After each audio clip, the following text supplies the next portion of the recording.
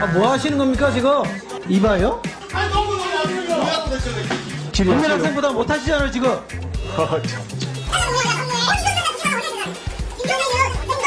아니, 한국 사람은 안 줘요. 혼자 하는 거. 내가 질의하겠습니다. 시간제.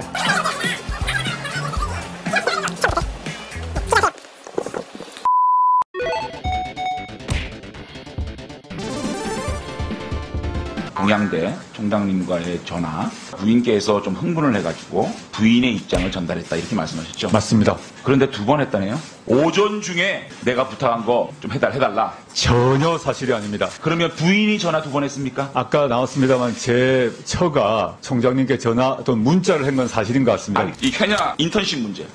이 퀴스트 인턴 기간하고 케냐 의료봉사 기간하고 겹쳐요. 8일이 겹칩니다. 이건 제가 확인을 했습니다. 예. 케냐에 갔고요. 키스트 인턴을 하고 자, 됐습니다. 케냐에 8일 동안은 케냐 가는 동안은 근무를 못했다. 네, 그렇습니다. 오케이. 그러면 예, 예. 지원서 한번 보자고요. 자기소개서. 키스트 분자인식연구센터에서 3주간 인턴으로 근무했다. 8일은 빠졌는데 2주는 했다는 얘기죠. 대략 예 그렇습니다. 그런데 키스트에 확인을 했습니다. 따님이 몇 번 왔나? 2011년 7월 12일, 20일, 21일 3일간만 출입증도 아닌 방문증을 가지고 들어갔어요. 3일밖에 출근을 안 했어요. 네. 어떻게 된 겁니까? 아이가 출입을 할 때 태그를 한 경우도 있고 여러 명하고 같이 갈 때는 태그를 찍지 않고 들어간 경우가 많았다고 그러면 합니다. 이 정 박사 얘기는 한 2, 3일 다니다가 없어져서 내가 조국 후보자의 딸에 대해서 너무 잘한다. 그리고 분자인식연구센터 이름으로 근무증명서를 떼준 적이 없다. 증거적으로 키스트 인턴은요. 이거는 허위예요.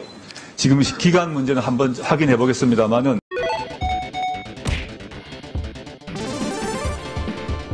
표창장이 위조됐느냐 사실이냐는 검찰이 압수수색한 그 표창장이 지금 진인이 아니냐를 판단하는 게 관건 아닙니까? 예. 그러니까 표창장 원본을 입학 서류 할 때 제시를 해야 되고 복사한 사본만을 첨부하니까 후보자 가족이 원본을 지금 소유하고 있는 겁니다. 그러니까 이 원본을 보여주면 그러면은 이 논란은 시간을 많이 필요로 하지 않습니다. 진술의 신빙성을 판단하는 데 제일 중요한 자료인데 무엇이 두려워서 그것을 제시하지 못합니까? 지금 이 인사청문회를 서울대 법대 교수, 학생들이 다 지켜보고 있습니다. 그분들한테 한마디 해보시죠. 정말 송구합니다. 뭐 이유 불문하고 이런 제가 또 제 가족길 때문에 저희 모교에 그 누를 끼친 점 너무 송구스럽게 생각하고. 그리고 지금 장학금 한 2,002만 원 받았는데 따님이 후보자가 지난번 기자간담회에서 신청하지도 않았다. 그리고 누구에게 부탁하지도 않았다.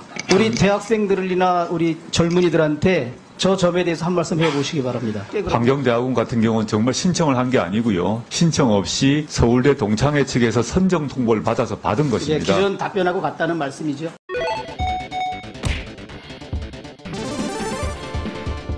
딸아이 호적 등본은 좀 내주시죠. 호적 등본요? 네네. 갑자기 왜? 네, 조민이 네. 자료 제출 요구를 했거든요. 조민의 호적 등본, 상세, 기본 증명서는 제출할 수 있죠. 동사무소 가면 1시간이면 떼올 수 있습니다. 지금 좀 지시해 주세요. 네. 예. 하시죠. 네. 딸아이가 본래 9월생이었다면서요? 맞습니다. 그런데 이 아이가 2월생으로 신고가 되죠? 나중에 다시 9월로 찾아오게 됐다 이런 얘기죠? 예, 그렇습니다. 정말 내가 궁금한데요. 2월에 태어났다는 건 어떻게 증명했습니까? 그걸 제가 어떻게 알겠습니까? 저희 선친께서 신고를 하셨습니다. 선친께서는 돌아가신 선친이 해도 선친께서 모른다? 신고를 하셨고요. 선친께서 나중에 말씀하시기를 아이 학교벌 자, 2월로 신고하려고 그러면 병원에 출생증명서가 2월로 돼 있어야 돼요. 그 출생증명서 9월에 태어났습니다. 태어났고 아니 신고를 근데 2월로 신고가 됐잖아요. 나중에 신고를 하셨을까 추측을 합니다. 그래, 출생증명서가 없어도 가능하다. 인후보증으로 됩니다. 대학병원에서 태어났는데 인후보증서로 대체했다? 그거는요, 인후보증서는 집에서 태어난 병원에서 뛸 수 없는 사람들을 위해서 하는 겁니다. 당시에 선친께서 아이 학교 빨리 보내려고 하셨다고 말씀을 하셨습니다. 그거를 이제는 돌아가신 선친한테 이제 그렇게 하는 모양인데 그렇게 23년을 살았어요. 다시 9월로 돌아오게 돼요. 그건 왜 그랬죠, 그러면? 아이가 이제 자기 원래 생일을 갖겠다고 한 얘기가 오래되었습니다. 아이가 이제 다시 돌아오고 싶다. 법원에 이 등록 정정 신청을 한 게 2014년 5월 그리고 6월 달에 의존은 의전원 지원을 합니다. 의전원 지원하기 딱 2주 전에 법원에다가 다시 9월로 해주세요 이렇게 하는 거예요. 아이의 생년월일 변경과 의전원 합격 여부는 아무 관계가 없습니다. 똑같은 얘기만 아무 반복하고요. 관계가 없습니다, 의원님. 자, 저거를 바꾼 판사가 서울법대 동기생이죠. 잘 알지 못합니다. 제가 하지 않았고 그러지 마세요. 그러지 마세요. 변호사에게 맡겼기 때문에 저거는 몇 달은 바꿔줄 수가 없는 거예요. 아는 판사, 친구 판사를 찾아가서 또 한 겁니다. 전혀 사실이 아닙니다. 전혀 사실이 아닙니다. 확실한 거짓말입니다.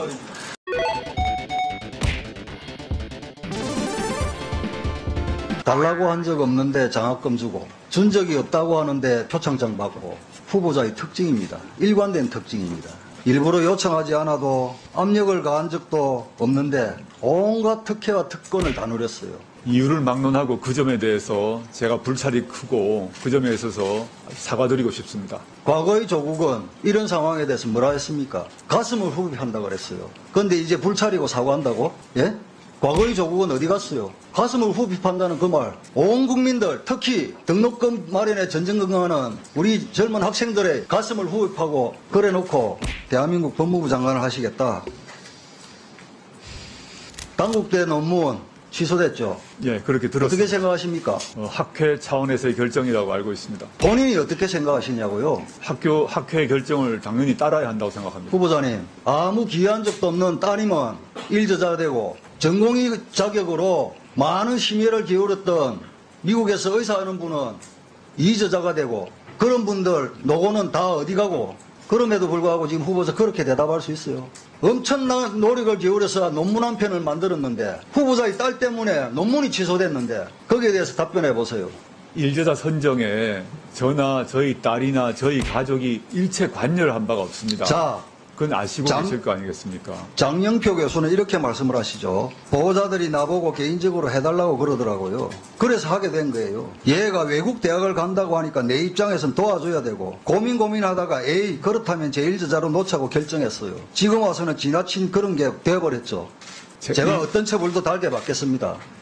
지금 수사 중이니까요. 네. 예?